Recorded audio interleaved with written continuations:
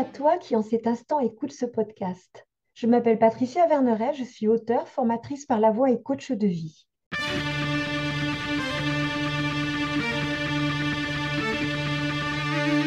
De par les cours que je donne, je suis en lien avec des jeunes gens entre 18 et 25 ans. Il m'a semblé intéressant d'écouter les questions qu'ils se posent et de leur apporter, sans aucune vérité absolue, des angles de vue différents, pour leur donner des clés qui les aideront peut-être à écouter la vie en eux qui saura les guider à cheminer sur leur propre chemin.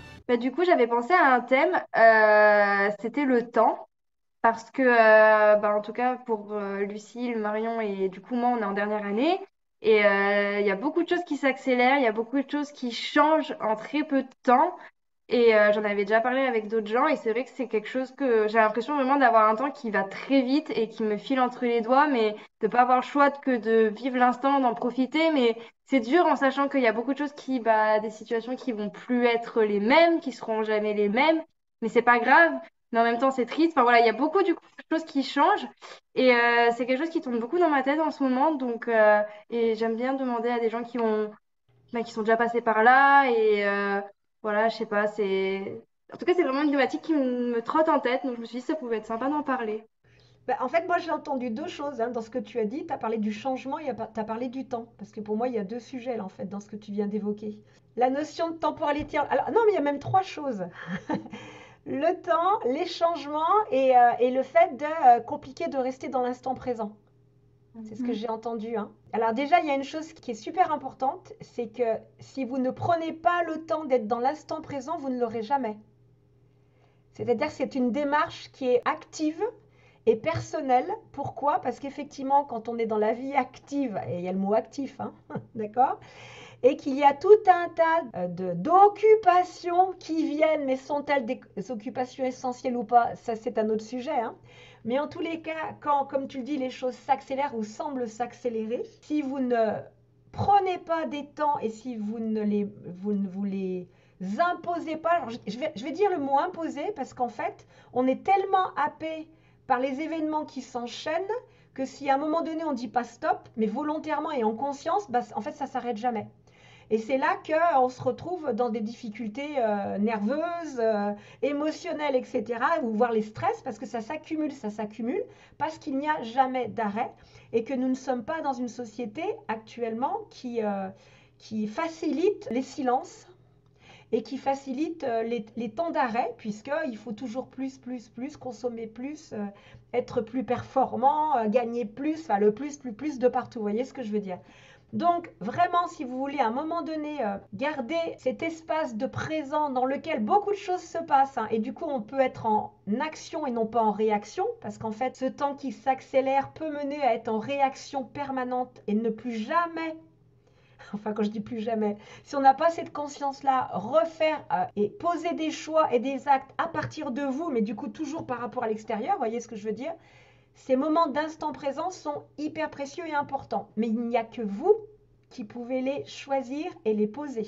Sauf si vous décidez d'être en retraite, et je parle d'être en retraite spirituelle ou des choses comme ça, pas en retraite déjà à l'âge de la retraite, et ben du coup, il n'y a pas de raison de vous arrêter, entre guillemets.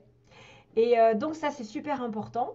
Déjà, est-ce que par rapport au temps, ça te parle ou est-ce que tu as besoin que je développe un peu plus?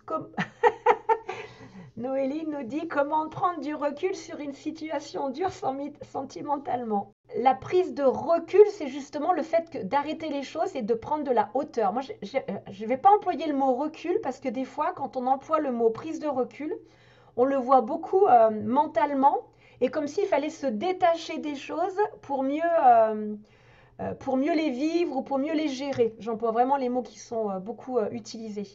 Et j'aime bien le mot prise de hauteur parce que ça veut juste dire qu'on décide de changer d'angle de vue. La prise de hauteur aide à sortir du détail. En fait, c'est comme un appareil photo.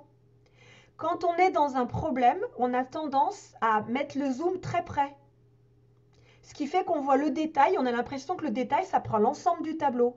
Mais ça ne prend pas l'ensemble du tableau dans la réalité. C'est le zoom qui fait ça. Vous voyez ce que je veux dire?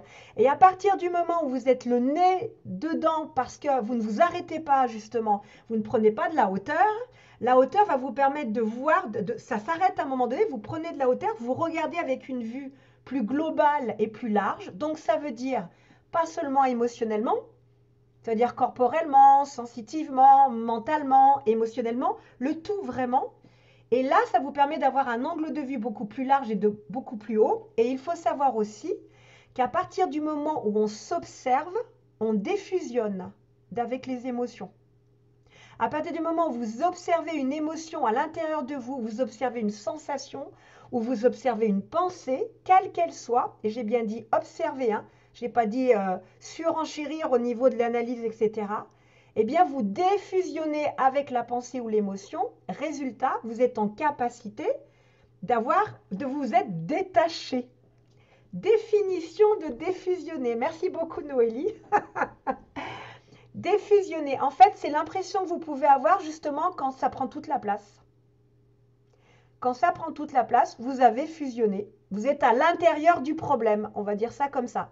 Donc, au lieu d'être dans un état d'être qui est « je ressens une émotion et je suis tout à fait en capacité de la voir et je sens mon corps et », il n'y a plus que l'émotion qui existe. Résultat, vous êtes happé par cette émotion parce qu'elle envahit tout l'espace en fait, hein, tout simplement. Ça peut être la même chose pour une pensée. Vous savez, quand vous avez une pensée qui revient, vous êtes dans le détail de votre vie, vous n'êtes pas dans le, vous ne la replacez pas dans le contexte en fait, vous voyez. Et donc en fait, prendre de la hauteur, et observer, vraiment, hein, observer, c'est important. Et l'observer, c'est quoi? Alors peut-être que je vais préciser un petit peu. Observer, ça veut dire quoi? Ça veut dire, elle est où dans mon corps? Quelle est cette émotion?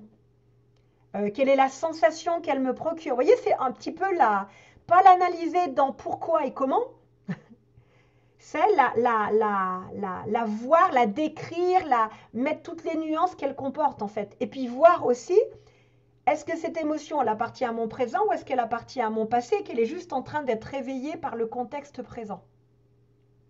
Et donc quand on fait ça, généralement, elle reprend sa place. Ce podcast se termine. J'espère qu'il t'aura mis en mouvement pour te rapprocher un peu plus de ton être profond. N'oublie pas, toi seul sais ce qui est juste pour toi-même. Merci pour ton écoute.